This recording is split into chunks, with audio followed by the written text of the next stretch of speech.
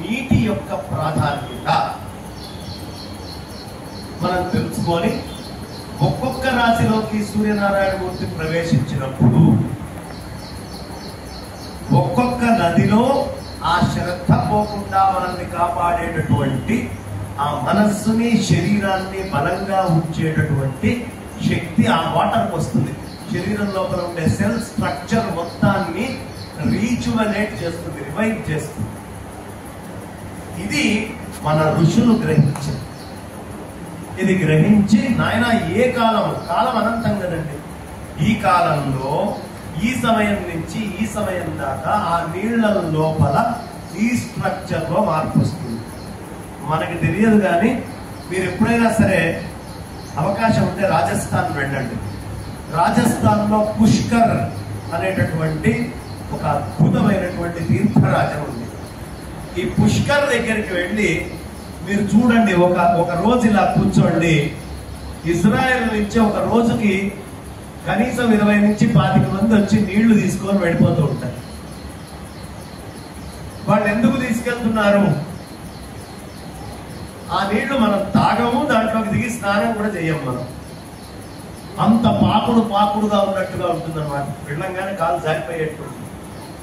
నేను వెళ్ళి ఆ పుష్కర్ దగ్గర నాకు కూర్చొని ఉంటాను. ఒక రోజు దాదాపు సాధ్యాన్ని పట్టు ఆ నీళ్లలో ఒకసారి మునిగి అక్కడ కూర్చొని సంకల్పం చెప్పుకొని అక్కడ కూర్చొని చూస్తున్నాను.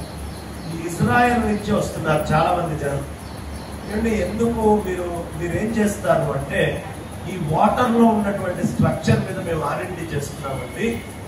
ఇలాంటి కీటోన్ స్ట్రక్చర్ ఉన్నటువంటి వాటర్ చాలా తక్కువగా ఉంటుంది. మనమేమో తాగడానికి కూడా ఆలోచిస్తూ ఉంటాం. వాళ్ళు ఈ వాటర్ ని తీసుకెళ్లి వేరే వాటర్స్ లో కలిపి అసలు గడ్డి కూడా మొలవనటువంటి ప్రదేశంలో వాళ్ళు ఈ జీవాన్ని పెంచుతున్నారు. జీవాన్ని పెంచేటటువంటి లక్షణం పుష్కరకు ఉంది. మన వాళ్ళు ఎప్పుడు చెప్పారు? శంకరాచార్యుల వారే ఇవాళ పుష్కరాలు మనకు అర్థమవుతున్నాయంటే దానికి కారణం ఎవరు? ఆదిశంకర భగవత్పాదాచార్యులు వారు. ఇక్కడ పురాణాల్లో లుప్తమై ఉన్నటువంటి విషయాన్ని పుష్కరాష్టకం అని ఒక అష్టకం రాసి ఆ పుష్కర్ దగ్గరికి వెళ్ళి ఆయన నమామి బ్రహ్మ పుష్కరం స వైష్ణవం స శాంకరం అని పుష్కరాష్టకం చెప్పారు. త్రిపుష్కర అని 3 సార్లు అంటూ ఈ నీళ్లు ఎంత పూజా పుణ్యావసరం మొదలుపెట్టి 11 చదవాలి. పుణ్యావసరం కాక త్రిపుష్కర త్రై అనేటటువంటి శబ్దాన్ని వేశారు. ఏమిటి అంటే, మనకి నీళ్లలోంచి హైడ్రల్ ఎనర్జీని బయటకు తీస్తాం. భూమిలో నుంచి వెళ్ళేటప్పటికేమో మ్యాగ్నెటిక్ ఎనర్జీ ఉంటుంది. నీళ్లలో హైడ్రల్ అనేటటువంటి ఒక శక్తి ఉంటుంది. అగ్నిలో థర్మల్ అనేటటువంటి శక్తి ఉంటుంది. అదేవిధంగా పైన ఉండే వాయువులో ఆకాశంలో పొటెన్షియల్ అండ్ కైనెటిక్ ఎనర్జీస్ ఉంటాయి. ఈ 5 రకాల ఎనర్జీస్ లో ఈ హైడ్రల్ ఎనర్జీ దగ్గర మాత్రమే బ్రహ్మ విష్ణు మహేశ్వరుల యొక్క 3 తత్వాన్ని 3 ఫేజ్ అని మనం చెప్పుకుంటాం. 3 ఫేజులు. ఆ పైన ఉండేటటువంటిది ఒక న్యూట్రల్ గా ఉంచి ఒక పాజిటివ్ ఒక నెగిటివ్ ఉంచుతాం కదా. ఇది జలంలో చాలా ఎక్కువగా ఉండేటటువంటి శక్తి ఈ పుష్కర సమయంలో ఆ గ్రావిటేషన్ ఇంపాక్ట్ తోటి ఆ వాటర్స్ వస్తుంది. ఈ ప్రత్యేకమైనటువంటి ఆర్ఎండీలు జరుగుతున్నాయి నీళ్ల మీద. నీళ్లు ఎంత మహత్తరమైనటువంటి జలాలు మనకి తెలియక ఇంట్లో ఉండే డ్రైనేజీలన్నీ నదుల్లో కలిపి, ఎక్కడెక్కడ ఉండేటటువంటి ఇండస్ట్రియల్ వేస్ట్ అంతా నదుల్లో కలిపి, మనల్ని శుద్ధి చేయాల్సినటువంటి నది తనను తాను శుద్ధి చేసుకోవడానికి కూడా అవకాశం లేనంత నాశనం చేస్తుంది. మొత్తం ఆ నీళ్లు ఉన్నదే మనల్ని పవిత్రీకృతం చేసి, మనల్ని శుద్ధి చేసి, తనని తాను శుద్ధి చేసుకుంటూ మనల్ని శుద్ధి చేసుకుంటాం. భూమి తన చుట్టూ తాను తిరుగుతూ సూర్యుడి చుట్టూ ఎలా తిరుగుతుందో అలా ఈ ప్రపంచంలో ఉండే ఆ నదులు జలాలు అన్ని కూడా వాటిని అవి శుద్ధి చేసుకుంటూ ఈ మానవులు, ఈ జంతువులు, ఈ మొత్తం జీవరాశి, ఈ బండలు, ఈ వృక్షాలు, ఈ బండ ఉంది, దీంట్లోకి నీరు చెమ్మ రాలేదనుకోండి పటేల్మని పగిలిపోతుంది. ఎక్కువ వేడి వచ్చిందంటే పగిలిపోతుంది బండ. రోహిణి కార్త్ వస్తే రోకళ్ళు పగులుతాయి రా అంటారు, రోళ్లు పగులుతాయి. ఎందుకు రోళ్లు పగిలేదు? రోహిణి కార్త్ వస్తే బండ పగిలిపోతుంది. ఎందుకు అంటే ఆ నీటి తేమని కూడా అవి లాగేస్తాయి బండ లోపల, బండ పగిలిపోతుంది. రోళ్లే పగిలితే మనం ఎంత. అందుకని జలము అనేటటువంటిది జీవితంలో చాలా ప్రధానం. ఈ పుష్కరాల్లో వచ్చే సంవత్సరం ముందే చెప్తున్నాను, మనందరికీ కూడా యమునా నది పుష్కరాలు వస్తుంది.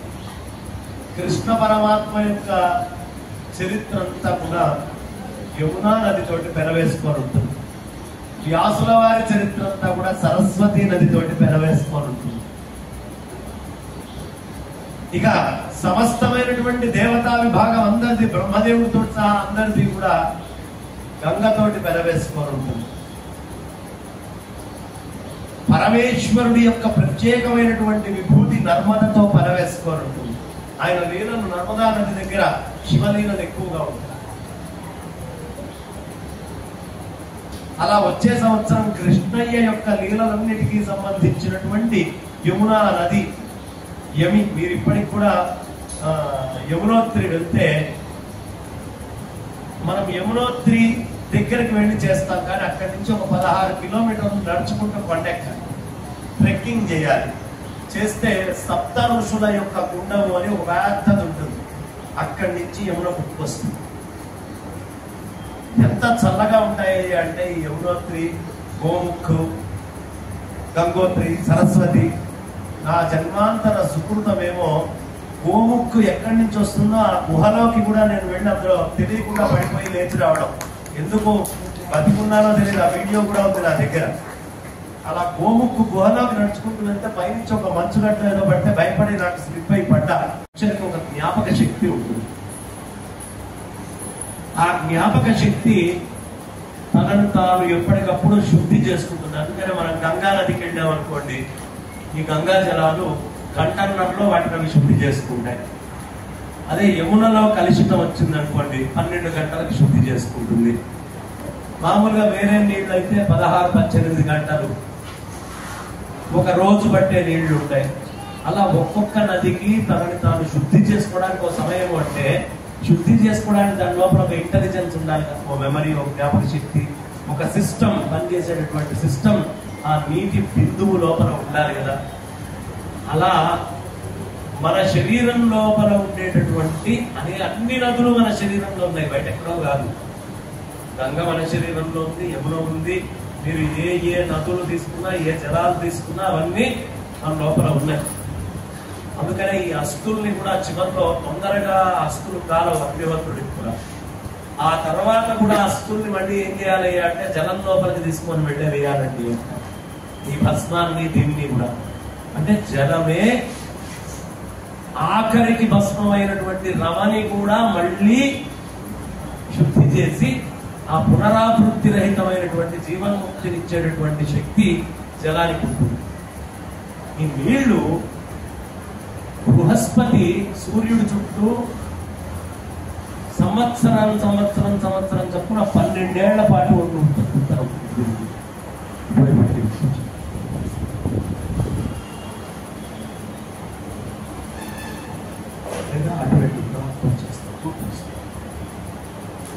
మనకి నీళ్లు ఏం చేస్తాయి అంటే, ఈయన 12 ఏళ్ళు ఇలా తిరుగుతూ వెళ్ళినప్పుడల్లా సంవత్సరానికి ఒక రకమైనటువంటి జలాన్ని స్వామివారు చాలా శక్తివంతం చేస్తారు. బృహస్పతి సూర్యుడి దగ్గరికి ప్రయాణం మొదలుపెట్టిన దగ్గర నుంచి మేషరాశిలోకి వెళ్ళంగానే గంగా నది తనను తాను శుద్ధి చేస్తుంది. మేషం నుంచి వృషభ రాశిలోకి, 2వ కాన్స్టిలేషన్ లోకి ఆయన కనుక ఎప్పుడు రావడం జరుగుతుందో అప్పుడు మనందరికీ నర్మదా నది పుష్కరాలు పోయిన సంవత్సరం చేస్తుంది. అలాగే మిథునంలోకి వస్తే సరస్వతి అమ్మవారి యొక్క నదీ జలాలు ఏవైతే ఉంటాయో అవి ఆ శక్తిని, దాని యొక్క గ్రావిటేషనల్ ఇంపాక్ట్ కి అడ్జస్ట్ అయ్యేటటువంటి నీళ్లు, బాగా వేగంగా గ్రహించుకునే నీళ్లు బృహస్పతి చెరించేటప్పుడు సరస్వతి నది జలాలు. అందుకని ఒక మనిషి తాను జీవించి ఉండగా అవకాశం ఉంటే లెక్క పెట్టుకొని సంవత్సరానికి ఒక్కసారైనా 12 రోజుల్లో నది దగ్గరికి వెళ్తే మన శరీరం లోపల ఉండేటటువంటి సెల్ స్ట్రక్చర్ ఏదైతే ఉంటుందో అది మొత్తం రీజువనేట్ మనల్ని మనం మళ్ళీ ఆధ్యాత్మికంగా కానివ్వండి, ఆది భౌతికంగా కానివ్వండి, ఆది దైవికంగా కానివ్వండి, మూడు రకాల తాపత్రయాలని ఈ నీళ్లు మాత్రమే శుద్ధి చేయగలుగుతాయి. మనకి శ్రద్ధ ఎక్కడి నుంచి వస్తుందండి? శ్రద్ధకి కారణం ఏమిటి అంటే వేదం చెప్తుంది, జలాలే శ్రద్ధకి కారణం, నీళ్లే శ్రద్ధకి కారణం. అందుకనే స్నానం చెయ్యకముందు ఎవరైనా దేవుడి దగ్గర కూర్చుంటే ప్రయత్నం చేయండి, ఒక్కసారి నీళ్లు పోసుకొని దేవుడి దగ్గరికి వెళ్ళండి. ఒక తెలియనటువంటి శ్రద్ధ అంటే మన శరీరం లోపల కనిపించినటువంటి శ్రద్ధ అనేటటువంటి దాన్ని మనకిచ్చేటటువంటిది జలము. శరీరానికి శ్రద్ధనిస్తాయి జలం. అందుకని శ్రద్ధ చాలా ప్రధానం. శ్రద్ధ జలం వల్ల మాత్రమే లభిస్తుంది. అందుకనే బాగా దాహం వేసి నీళ్లు దొరకనటువంటి వాడికి, నీళ్లు దొరికినటువంటి వాడికి చాలా తేడా ఉంటుంది. నీళ్లు దొరకలేదంటే వాడికి తప్పించిపోతుంటాడు, ఎక్కడ ఎక్కడ ఎక్కడ ఎక్కడ ఎక్కడ నీళ్లు అని ఎదురు చూస్తూ ఉంటాడు. ఎందుకు అంటే వాడికి స్వీయమైనటువంటి శ్రద్ధ అనే లక్షణం తప్పిపోతూ ఉంటుంది. శ్రద్ధ తప్పితే ఎలాంటి పాపమైనా చేస్తాడు. దీనికి ఏమిటి ఆధారం అంటే భాగవతంలోకి వెళ్తే అసలు భాగవతం అంతా భూమి మీద మనకి లభించడానికి కారణం ఏమిటి? పరీక్ష మహారాజుకి శ్రద్ధ తప్పింది. ఎందుకు తప్పింది అంటే బాగా దాహం వేసింది, అక్కడ ఋషి కూర్చొని ఉన్నాడు. ఆ ఋషి దగ్గరికి వెళ్ళాడు, నీళ్లు కావాలయా, తప్పించిపోతున్నాను నీ ఆశ్రమంలో అని అడిగాడు.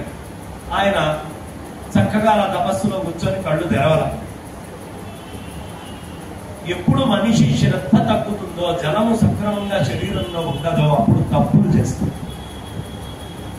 వెంటనే చచ్చిపోయినటువంటి పామును ఒకటి తీసుకొని, అంటే తన శరీరము, తన బుద్ధి, తన మనస్సు ఆ దాహము వల్ల ఎంత పాపము చేస్తుందో కూడా తెలియని స్థాయిలోకి పరీక్షింతంతటి వాడు వెళ్ళిపోతే, అంత శ్రద్ధనిచ్చేటటువంటి నీళ్లని మనం ఎంత జాగ్రత్తగా అర్థం చేసుకోవాలంటే మన బాడీలో ఉన్న స్ట్రక్చర్ కి, మన మనస్సుకి, మన బుద్ధికి ఈ నీళ్లకి చాలా దగ్గర సంబంధం ఉంది. అందుకని నీరే శ్రద్ధకి, శుచికి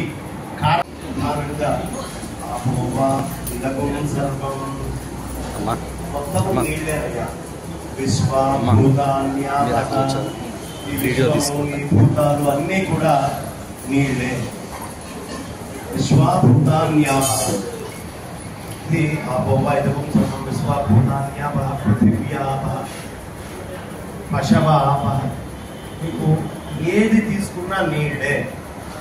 ఇప్పుడు నా ముందరకి ఎవరైనా వచ్చారు, ఒట్లో నీరు లేనటువంటి ప్రాణి కానీ ఇదే ఉంది, దీని మీద ఇట్లా చెయ్యేసా కొంచెం చల్లగా ఉంది. ఎందుకు చల్లగా ఉంది? ఈ బండలో కూడా నీరు ఉంది. తేమ, ఆ నీటి యొక్క తేమ అన్ని చోట్ల వ్యాప్తి చెంది ఉంది. నీరు లేకుండా ఏదీ లేదు. విశ్వభూతాన్యాప అన్నీ కూడా ఈ నీళ్లతో నిండి ఉన్నాయి. కాబట్టి నీరు చాలా ప్రధానమైనటువంటిది. ఈ నీళ్లు ఎప్పుడూ మనల్ని కాపాడుతూ ఉన్నాయి.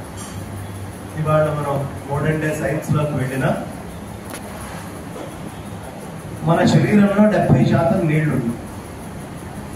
70% అంటే తాగేవి లీటరు, బ్లడ్ అన్ని కలిపితే 70% కావే, ఎముకలు అవే ఎక్కువ ఉన్నాయే కాదు. ప్రతి చిన్న సెల్ లోపల వాటర్ మాలిక్యూల్స్, టైట్ గా ఉండేటటువంటి వాటర్ మాలిక్యూల్స్. దానివల్లే మన డిఎన్ఏ అనేటటువంటిది ప్రధానంగా ఏర్పడింది. ఈ డిఎన్ఏ అనేటటువంటిది ఎందుకంటే పుట్టినప్పుడు నీళ్లతోటి శుభ్రం చేయాలి, పుట్టడానికి నీళ్లు అవసరం ఉంటాయి. ఒక వ్యక్తి గతించిన తర్వాత కూడా అతని శుద్ధంగా జలంతో చేసిన తర్వాతే అగ్ని సంస్కారము. అగ్ని సంస్కారము కావాలి అంటే జలముచే సంప్రోక్షణ చేయబడాలి. ముందు ఏ శుభ కార్యక్రమం చేద్దామన్నా మీరు పుండరీకాక్ష పుండరీకాక్ష పుండరీకాక్ష అంతర్బహిష్ట రెండు వైపులా శుద్ధి చేసుకోవాలన్నా నీళ్లు చల్లుకోవాల్సింది, ఆచమనం చేయాల్సిందే లోపల శుద్ధి కోసం. అంటే ఏది శుద్ధి కావాలన్నా మలమంతా పోయి విమలంగా మనిషి తయారవ్వాలి అన్నా నీళ్లే ప్రధానం. ఏ సబ్జెక్ట్ అయినా కానివ్వండి, నాలెడ్జ్ ని యాజ్ ఇట్ ఈస్ ట్రూగా ఎవరు దర్శించలేడు. It should take some other form and come out. ఇంకో రూపము ద్వారానే జ్ఞానము బయటకు వస్తుంది. అలా ఈ శుద్ధ జ్ఞానమైనటువంటి సరస్వతి అమ్మవారు, శుద్ధ జ్ఞాన స్వరూపమైనటువంటి సరస్వతి అమ్మవారు ఆ తర్వాత గంగని యమునని గోదావరిని ప్రాణహితని రెండింటినీ ఆధారంగా చేసుకొని వాటిల్లో కలిసి బయటకు వస్తుంది తప్ప ప్రత్యక్షంగా కనిపించదు. అంటే ఇంకా అవకాశం ఉంది. ఎవరైనా వెళ్తా అంటే రేపు ఒక్కరోజైనా కాళేశ్వరం వెళ్ళి అలా మునిగి రావచ్చు. శరీరంలో ఉండే స్ట్రక్చర్ తోటి సంబంధం ఇవాళ ఎక్కువ మందికి తెలియపరచడం కాలేదు. ఇలా మనం సరస్వతి నదుల ప్రోక్షణ చేస్తాము అని ఏదో నిన్న మధ్యాహ్నం అప్పటికప్పుడు అనుకోని ఒక పోస్ట్ పెట్టేశాము. ఇవాళ సరస్వతి నది జలాల ప్రోక్షణ నిన్న మధ్యాహ్నం దాకా కూడా ఈ నిర్ణయం లేదు, అవుతుందా కాదా నమ్మకం లేదు. మా రాజేశ్వరి ఉండి గురుగారు చేయాలి, ఎలా అయినా పెట్టాలి, మనం చేద్దాము అని అనేటప్పటికీ ఆ పోస్ట్ అంతా తయారు చేయడం, దాన్ని మొత్తం సోషల్ మీడియా గ్రూపుల్లో తీసుకొని వెళ్ళి అంతా పెడితే మనం అప్పటికప్పుడు పెట్టుకుంటే వచ్చినటువంటి అదృష్టవంతులు ఎవరైనా ఉన్నారంటే ఇక్కడ కూర్చున్న వాళ్ళు. కొంతమంది ఈ పని కోసం రాలేదు, వేరే పని మీద వచ్చారు, అయినా కూడా వాళ్ళది అదృష్టమే. సరస్వతి నది జలాలు 3 చోట్లవి త్రిపుష్కర, 3 చోట్ల సరస్వతి అమ్మవారి యొక్క పుష్కరము మనం ఇవాళ ఇక్కడ పెట్టుకొని చేసుకుంటున్నాం. త్రిపుష్కర త్రిపుష్కర త్రిపుష్కర. గట్టిగా మొహమాటం. కాబట్టి ఈ పుష్కర జలాల యొక్క మాహాత్మ్యం ఇంత చెప్పచ్చు. భాగవతము అయింది.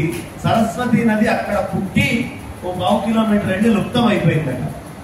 ఓ మహాకవి బదరి వెళ్ళి కూర్చున్నాడు. కూర్చొని అమ్మా నమాని నవనిత గుణ అని సరస్వతి అమ్మవారిని, అమ్మ వాణి నమాని నవనిత గుణ అని, నువ్వు మామూలుదానివి కాదమ్మా వాణి, నువ్వు నమస్కరించడానికి యోగ్యమైన దానివి, ప్రపంచంలో ఉండే గుణాలన్నీ కూడా మీ శబ్ద భాండాగారాన్ని బట్టి బయటకు వస్తాయమ్మా, నువ్వు దుర్లభం. ఇప్పుడు నిన్ను నేను కీర్తన చేయాలి అంటే నువ్వు అక్షర స్వరూపిడివి, మీ అక్షరాలే వాడుకొని నిన్ను కీర్తన నేనేం చేస్తాను, నా వల్ల కాదు, నేను చేయలేను. ఎందుకు? నిన్ను కీర్తించాలన్నా నిన్నే వాడుకోవాలి. ఏదో వేరే దాని గురించి ఆ గుణం చెప్పాలి అంటే ఈ అక్షరం తీసుకొని వేరే దాని గుణం చెప్పచ్చు. నిన్ను తీసుకొని నీ గుణాలు నేనేం చెప్పగలనమ్మా. కాబట్టి మీలో చెప్పలేనటువంటి ఓ గుణం ఉంది, ఆ గుణాన్ని నీకు ప్రజలకి అనుగ్రహిస్తా. ఏమిటది అంటే ఏం లేదమ్మా, నేను కూర్చొని కృష్ణ పరమాత్మ అనే నిర్గుణ నిరాకార సచ్చిదానంద పరబ్రహ్మం అనే ఆయన సాకారమై బయటకు వచ్చాడటమ్మా, నిన్ను తీసుకెళ్లి భాగవతం అనేది రాసి ఆయనలో కలిపేస్తాను. ఆయనలో కలిపితే ఎంతకంటే నేను నిన్ను పెద్ద కీర్తించగలిగింది ఇంకోటి లేదు. కాబట్టి నాలోంచి భాగవతం అనే అక్షరాలు ఏవైతే బయటకు వస్తున్నాయో అదే నేను తెచ్చేటటువంటి నుది అని ఒక కవి ఎంత అద్భుతంగా చెప్తాను.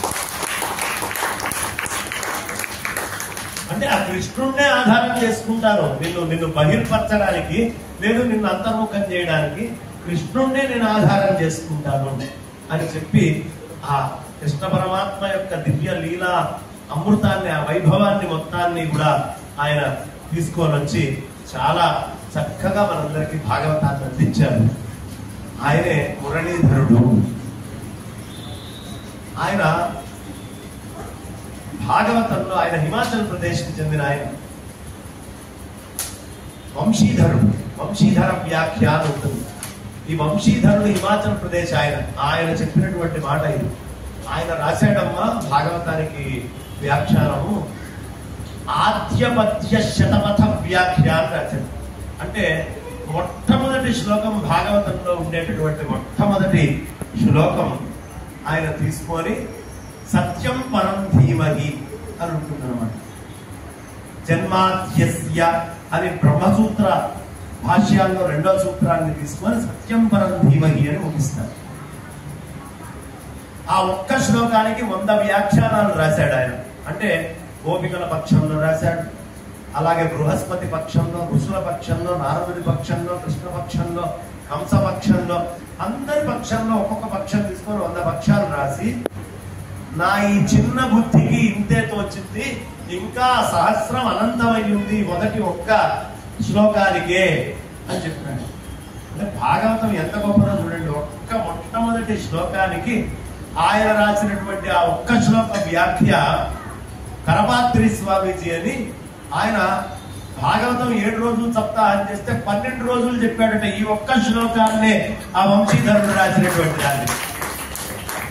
ఎలా భాగవత సప్తాహం చెప్పినట్టు ఉదయం 5 గంటలు సాయంత్రం 5 గంటలు చప్పున మొట్టమొదటి శ్లోకము ఆయన 12 రోజుల పాటు చెప్పి వంశీధరుడు దర్శించినటువంటి మొట్టమొదటి పద్యం మొత్తము నేను చెప్పలేను, ఆయన రాసిన దాంట్లో నా బుద్ధికి వచ్చింది 12 రోజుల్లో చెప్పగలిగినంత చెప్పాను అన్నాడు ఆయన. అంటే ఈ భాగవతం ఎవడు చెప్పాలి, ఎక్కడి నుంచి చెప్పాలి, ఎంత చెప్పాలి, అలాంటి ఆ అద్భుతమైనటువంటి పాండిత్యం అంతా వాళ్ళందరికీ ఈ సరస్వతి అమ్మవారి యొక్క అనుగ్రహం వల్ల మాత్రమే లభించింది. 2007కి ముందు నేను ఎక్కువ మాట్లాడేవాడిని కాదు. ఏదో మామూలుగా నాలో నేను వేదాంతం చదువుకుంటూ ప్రశాంతంగా ఉండేవాడిని. మొట్టమొదటిసారి 2007లో ఈ సరస్వతి నదిలో స్నానం చేసిన తర్వాతే మెల్లిగా కొద్దిగా ఉపన్యాసాలు గాని, బయట మాటలు గాని, జ్ఞాపక శక్తి అభివృద్ధి గాని ఇవన్నీ కూడా ఎక్కువ జరిగింది. అందుకనే సరస్వతి పుష్కరాలు అనగానే ఎలా అయినా సరే నేను అమ్మవారు పిలుస్తున్నట్టు అనిపించింది నాకు. రాత్రి పగళ్ళు రా రా రా అని పిలుస్తున్నట్టు.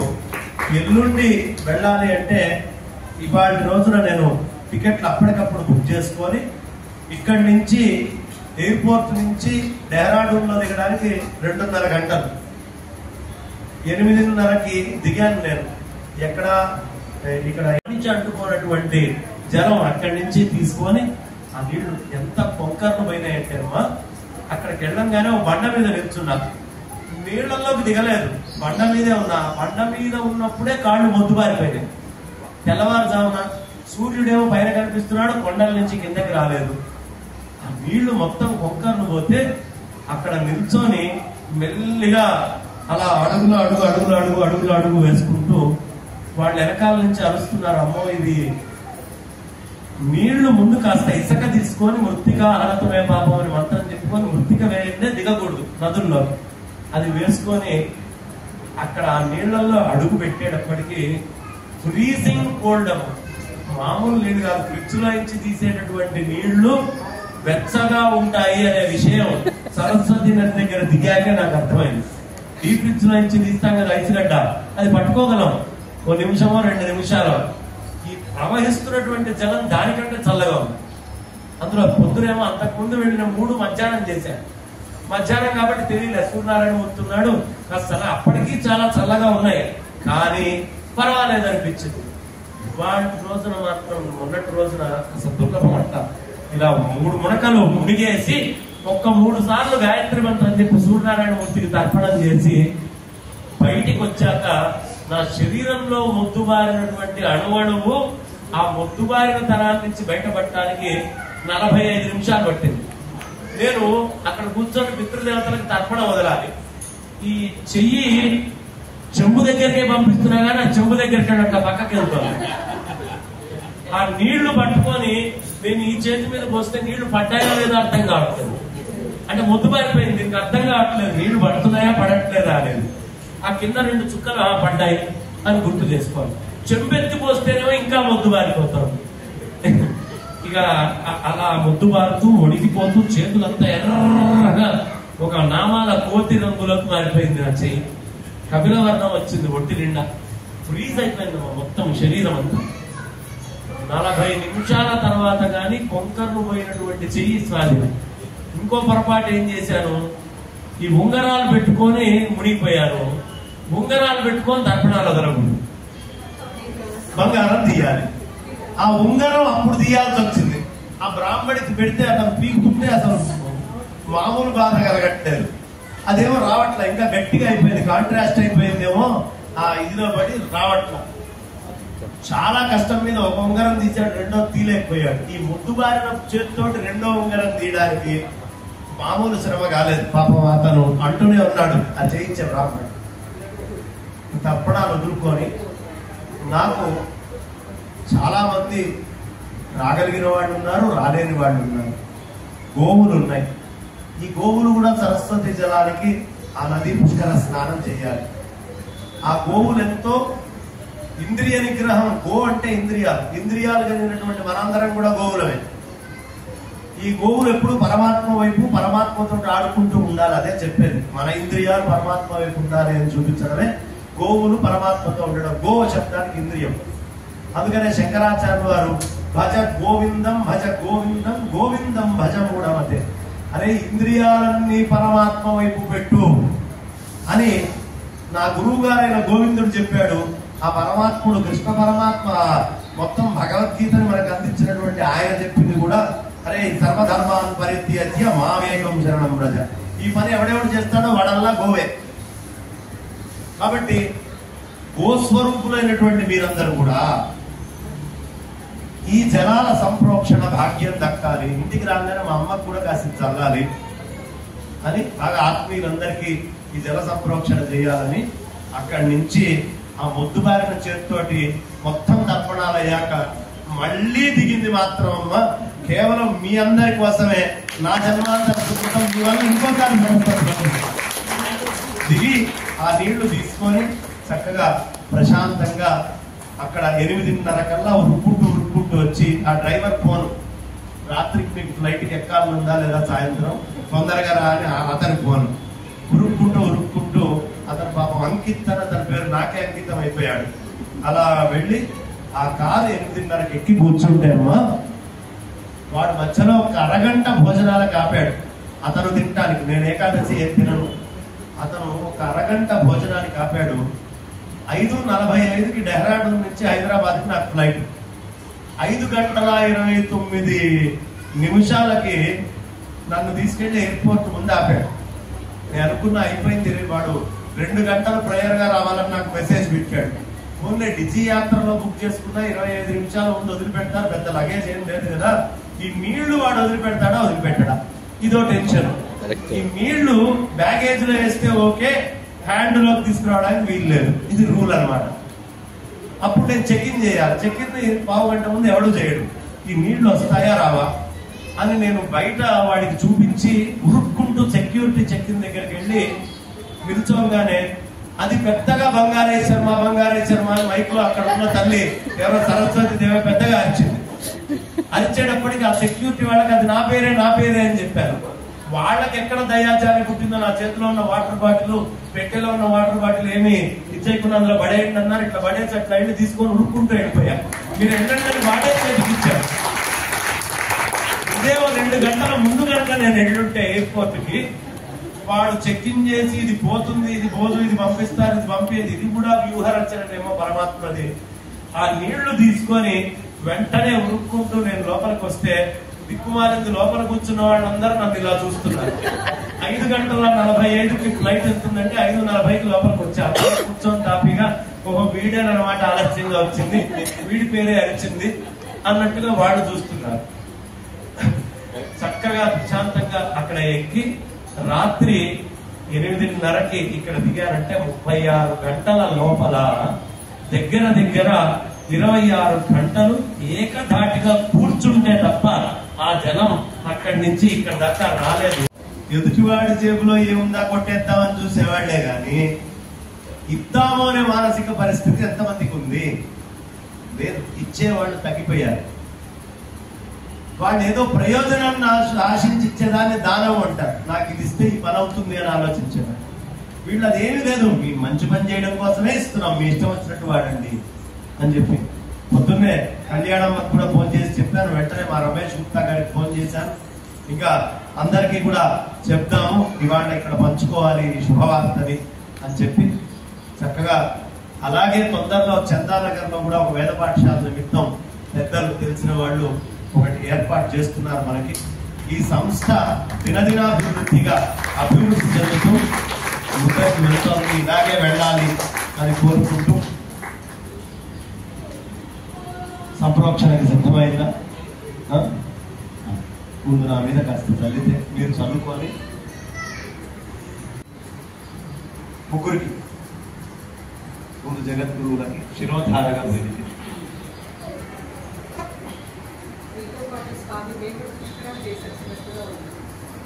ఒక్క చుక్క ఓం ఆపోహిష్టాన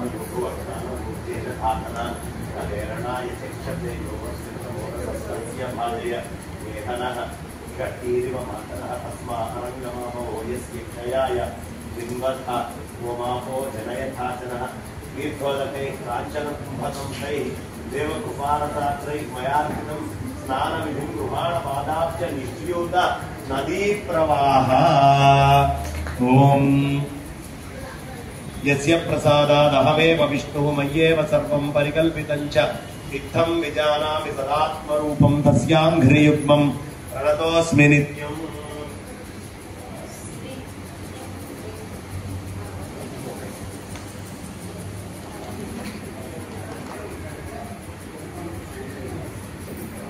అమ్మ అందరూ ఎక్కడ వాళ్ళు లేదా ఒక వరుసగా లేచి వచ్చేస్తారా? ఒక వరుస, మొదటి వరుస లేచి రండి, రెండో వరుస రెండోసారి. వారు వస్తేనే బెటర్ ఏమో కాదు సార్, మీరు వీడియో తీయడానికి బాగుంటుంది కదా. వెనక్కి వాళ్ళు అయ్యా బొట్టు పెట్టుకొని రావాలను, బొట్టు లేని వాడిని చల్లకండి. గాజులు బొట్టు రెండు ఉంటేనే చల్లాలి. గోలు ఇగో ఏమవుతుంది, అమ్మమ్మ నాయనమ్మ, అమ్మమ్మని అడిగి 2 గాజులు అటు తీసుకో, 2 గాజులు వేసుకో చేతికి. ఇకమ్మ 2 గాజులు ఊరినాయి, ఇంకో స్టైల్ గా. గుడ్ గర్ల్, మీ పేరేంటన్నా? రేష్మి, మంచి పేరు, బాగుంది. ఏం చదువుతున్నావు? సరే, ఎందుకు చదువుతున్నావు తర్వాత చెప్పు. వెళ్ళాడు చివరిలో మెల్లిగా మేము యాత్ర చేసినట్టు అంత ఆనందం కలిగింది మీరు చెప్తుంటే. మా శరీరం కూడా అక్కడికి వెళ్ళినట్టుగా ఉంది. చాలా ధన్యవాదాలు. మళ్ళీ మీరు మీ ప్లేస్లలో కూర్చుంటే ఇక్కడ డిస్టర్బెన్స్ లేకుండా ఉంటుంది. చల్లించుకున్న వాళ్ళు మళ్ళీ మీ ప్లేస్లలో కూర్చోండి దయచేసి.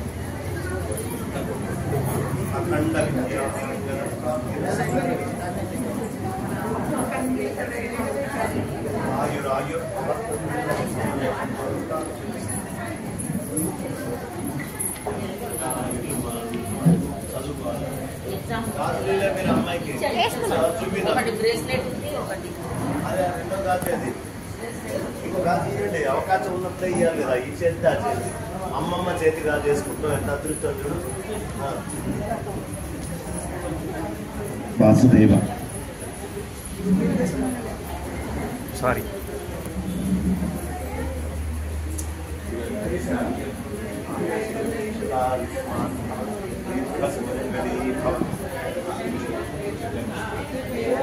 అది దొరకడం మాత్రం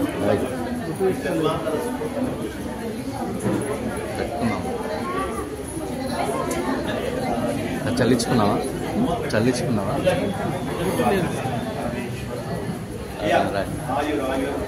మనవరాలు వచ్చింది. గాజులేవి ఈ చేతికి, ఈ గాజు తీసి ఈ చేతికి వేసుకో. అమ్మ బాగున్నాడు. ఆ రోజు చూశాను శ్రీరమ్మ గారి ఇంట్లో మంగళి వాళ్ళ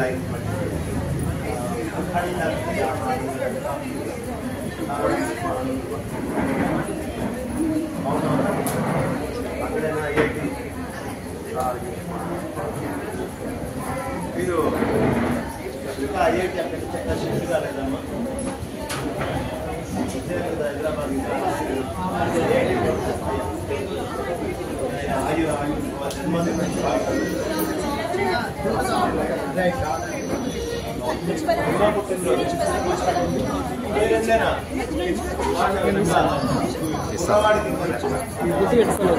ఈ 2 ఒక్కసారి అయిపోయారు.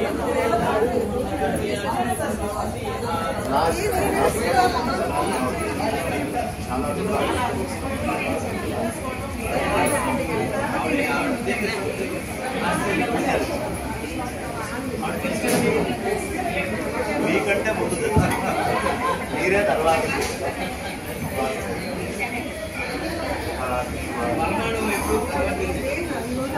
ఏదైనా తెలుసు కదా అన్నది చెప్పాను.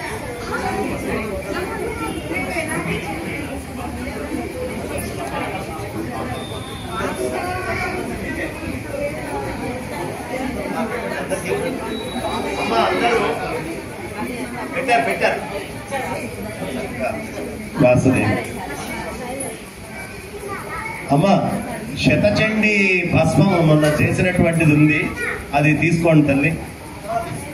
దీర్ఘసుమంగళీ భవ.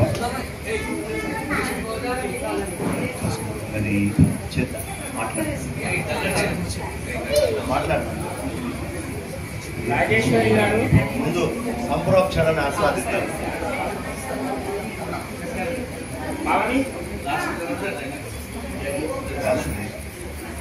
అందరి మీద చల్లారా? మొత్తం అయిపోయారా? ఆవుల మీద చల్లారండి. ప్రతి ఆవు మీద, దూడ మీద.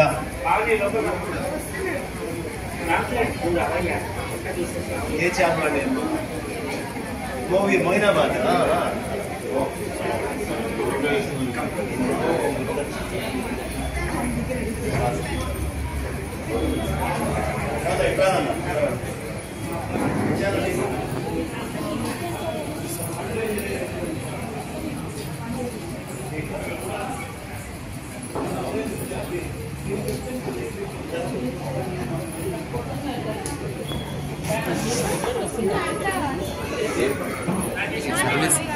మీరు సర్వీస్ చేస్తారా?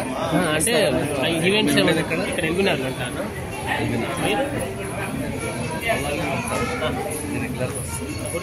నెంబర్ ఉందా? గ్రూప్లో యాడ్ చేస్తారా? అదేంటి